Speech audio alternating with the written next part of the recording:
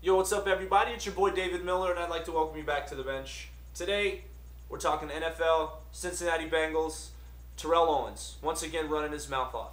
I know I'm a day late on this one, so I apologize. However, let's look at the Cincinnati Bengals as a whole before I get into my rant about Terrell Owens. I got my notes right here. That way I'm not stumbling through all of this. Their offense, 24th. Defense is 16th. Their passing is 15th. Rushing is 30th.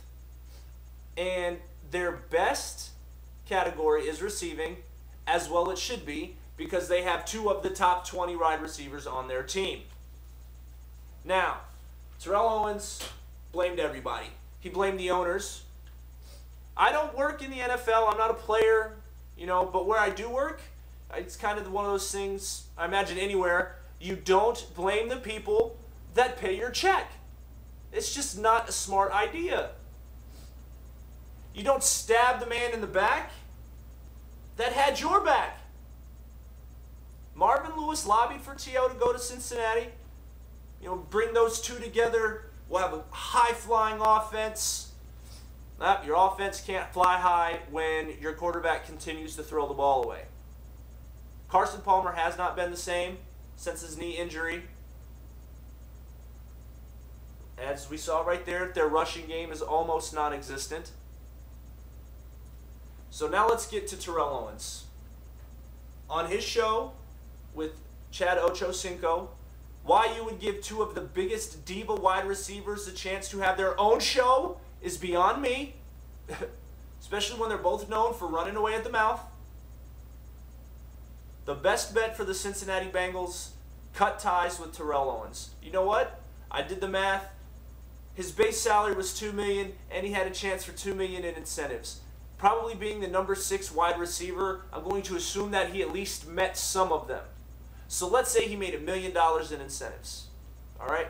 That's $187 million, $187,000. If I were the Cincinnati Bengals, if I was Mike Brown, their president, I would just cut him a check for $375,000 and send him on his way. You guys aren't going anywhere. You're not going to make the playoffs, obviously. Chad Ochocinco's contract's up. Just let him walk too and just start from the ground up. That is probably the Cincinnati Bengals' best bet, because this team's just got away. Carson Palmer really not a leader. When asked about it, he said, I have no reaction to it.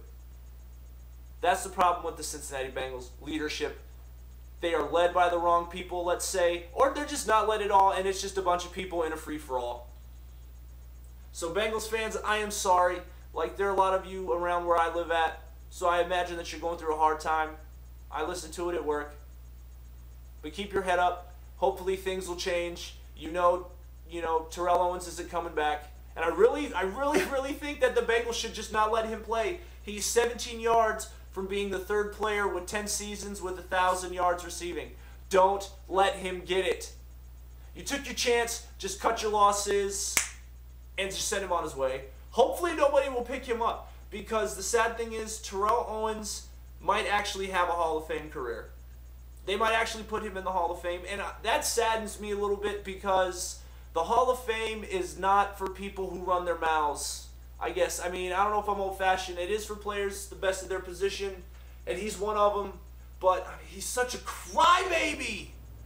It upsets me, especially when he was coming up. He's with the 49ers, and I'm a huge fan. I'm like, dude, you got Jerry Rice, Terrell Owens, just watch. You know what I watched? I watched the greatest continue to be the greatest, and then I watched the downfall of somebody who probably could have surpassed him if he just played football and didn't ask for extra attention. Well, that's about all I got for today. I want to thank everybody for taking some time here on the bench, and I will talk to you later.